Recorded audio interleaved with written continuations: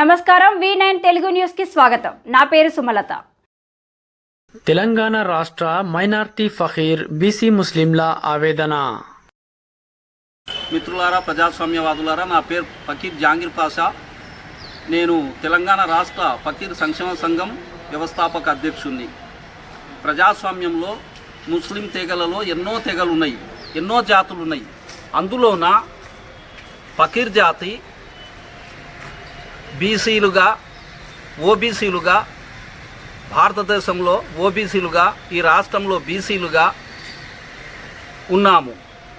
మా జీవన విధానంలో కనీసము ప్రజాస్వామ్య పరిధిలో ప్రభుత్వాలు మారుతున్నాయి, వస్తున్నాయి, పోతున్నాయి.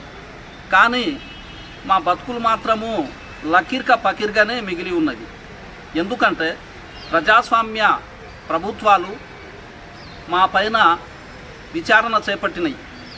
ఎటువంటి విచారణ అంటే సచార్ కమిటీ విచారణ, ఆ తర్వాత సంచార జాతుల పరిధిలో బాలకృష్ణ రేణుకే కమిటీ ద్వారా ఎన్నో కమిటీలు వేసి వీరి జీవన విధానాన్ని విశ్లేషణ చేసి వీరు ఎస్సీ ఎస్టీల కన్నా చాలా హీనమైన బతుకు సాగుతున్నదని విశ్లేషణ చేసి కేంద్ర ప్రభుత్వానికి, రాష్ట్ర ప్రభుత్వాలకు గతంలో కూడా నివేదికలు సమర్పించడం జరిగింది. ఆ నివేదికలు రాష్ట్ర ప్రభుత్వం తీసుకొని గత ప్రభుత్వము మాకు జీవోల పరంగానే ఉపయోగించుకున్నది తప్పి, ఆ తర్వాత ప్రజాహిత కార్యక్రమానికి ఆ రిజర్వేషన్ పరిధిలో ఎంపీటీసీగా, జడ్పీటీసీగా ఏ పరిధిలా మాకెక్కడ కూడా రూపం చేయలేదు. మాకు సామాజిక న్యాయం జరగలేదు.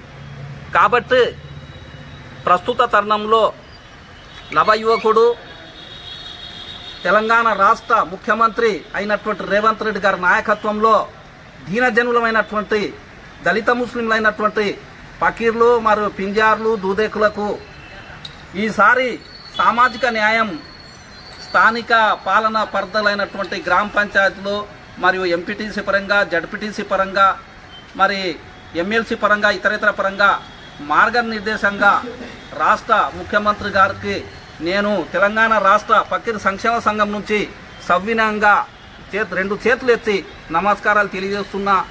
మా జిల్లాకు సంబంధించినటువంటి ముఖ్యమంత్రి గారు, మీరు రాష్ట్ర వ్యాప్తంగా, దేశవ్యాప్తంగా ఫకీర్ల జీవన విధానము బాగా తెలుసు మీకు. కాబట్టి ఈసారి మీ నాయకత్వంలో దీనజనులైనటువంటి ఫకీర్లకు అన్ని రంగాల్లో సమతుల్యమైనటువంటి న్యాయం చేస్తారని మీకు మరోసారి మీకు రెండు చేతులెత్తి మనవి చేస్తున్నా.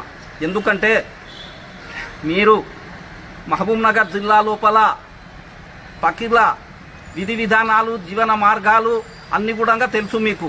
దాంతోపాటు రాష్ట్రంలో, దేశంలో ఇలా ఎస్సీ ఎస్టీ సోదరుల కన్నా హీనమైన బతుకు సాగుతున్నది. కాబట్టి మాకు అన్ని విధాలుగా మీ నాయకత్వంలో మీరున్నన్ని దినాలు సామాజిక న్యాయం, ప్రజాప్రతినిధిగా అవకాశాలు కల్పించాలని నేను మీకు మరోసారి విజ్ఞప్తి చేస్తున్నా.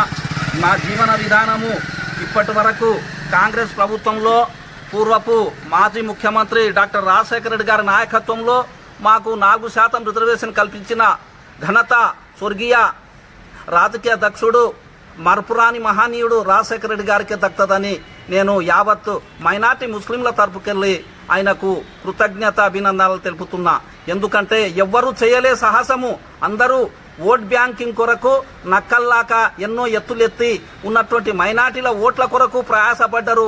ఎన్నెన్నో నక్కచిత్తులు చేసిన తప్పి వాళ్ళకి ఎటువంటి మేలు చేయలే, అన్ని ఆశలు ఊరెత్తించిండ్రు. మిత్రులారా, ప్రజాస్వామ్యవాదులారా, మా గోస, మా బాధ కనీసము పల్లెటూరులో, పట్టణాల్లో సంచార జీవనం చేస్తూ మేము దుర్భరమైనటువంటి బతుకు సాగిస్తున్నాము. కాబట్టి ఓ ప్రజాస్వామ్యవాదులారా, ఓ రాష్ట్రానికి సంబంధించిన ప్రజాప్రతినిధులారా, అందరు గమనించి మా ఫకీరు ముస్లింలకు సామాజిక న్యాయం దక్కాలని కోరుతూ మీ అందరికీ మరోసారి సలాములు, దండములు తెలియజేస్తూ ముగిస్తున్నాను. జై భారత్, జై ఇండియా. మరిన్ని తాజా వార్తల కోసం మా ఛానల్ని సబ్స్క్రైబ్ చేసుకోండి. ధన్యవాదాలు.